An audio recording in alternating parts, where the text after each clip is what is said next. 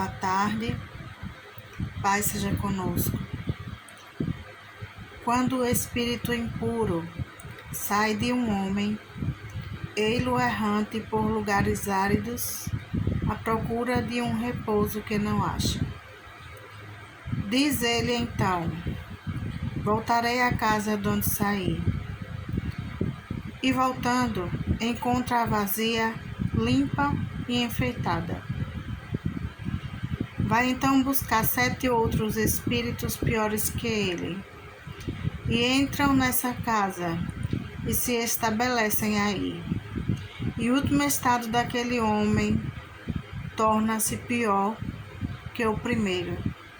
Tal será a sorte desta geração adúltera. O Senhor aí ele faz uma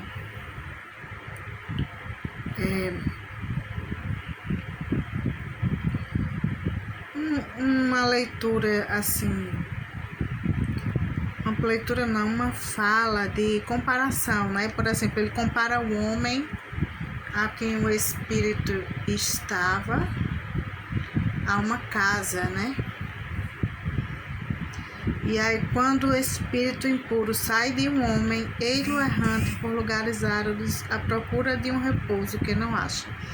Então, o homem, a mulher que estava sendo casa, morada do inimigo, alguém reza, alguém ora por essa criatura, por esse filho, por essa filha, e vai rezando e vai libertando. Quando pensa que não, o homem, a mulher está o quê? Liberto. E o espírito fica errante por lugares áridos à procura de um repouso que não acha. Então a pessoa já está ali convertida, já está bem, ótimo, com um relacionamento com o Senhor. E aí acontece o quê? O espírito diz: voltarei para a casa de onde saí. Ele procurando, errante ali, não achava onde ele repousar, onde ele descansar, onde ele se alimentar, beber. E aí ele falou: vou voltar para a casa de onde saí. E voltando encontra vazia, limpa e enfeitada. Porque é assim que a gente fica quando a gente começa a ter um relacionamento com Deus, com Jesus.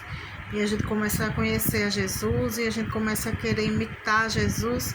E aí, e voltando encontra vazia, limpa e enfeitada. É assim que a gente fica. Leve, vazio, limpo, enfeitado para Deus. A nossa alma está perfeita, está regozijando no Senhor. E aí o que é que faz o espírito impuro ao perceber que essa morada está assim tão perfeita, né, para receber hóspedes? Vai então buscar 7 outros espíritos piores que ele e entram nessa casa e se estabelecem aí. Então, o espírito impuro que encontra a casa perfeita, vazia, limpa, perfumada, enfeitada, ele vai e chama outros 7 piores do que ele. Eu acho que deve haver uma simbologia em relação a esse número 7 aí, mas não tenho certeza. Ele busca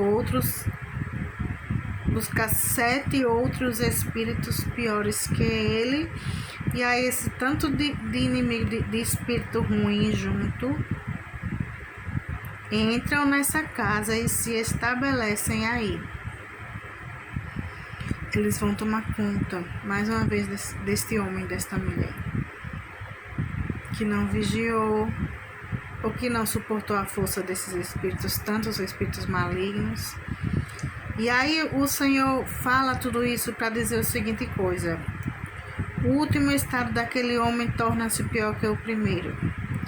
Ou seja, tal será a sorte desta geração perversa. Ou seja, Jesus ele estava fazendo uma analogia, era isso que eu ia falar no começo e não estava lembrando da palavra. Uma analogia à pessoa, ao ser humano que se liberta, tem livramento de demônios, e aquele demônio não sabe onde repousar, não acha onde repousar, onde descansar, e resolve voltar para aquele homem. Vai encontrar a casa que é o homem perfeita, limpa, enfeitada, cheirosa, e ele vai tomar conta com mais 7 outros espíritos, de maneira que vai ficar bem puxado, né?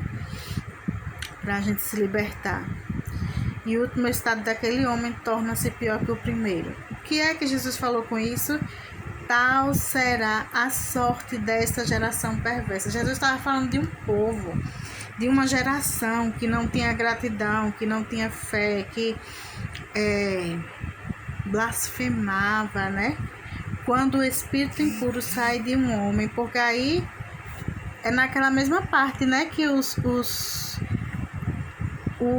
escribas e fariseus tomaram a palavra: mestre, quiséramos ver-te fazer um milagre. Lembra que eu falei há um tempinho atrás? Mestre, quiséramos ver fazer um milagre. E aí eles falavam com ironia mesmo, e aí Jesus respondeu com vários versículos aqui e concluiu com isso aqui. E o último estado daquele homem torna-se pior que o primeiro, tal será a sorte desta geração perversa. Ou seja, Jesus sabia da malícia daqueles homens que queriam ver um milagre, que Jesus fizesse um milagre. Ele sabia da malícia, da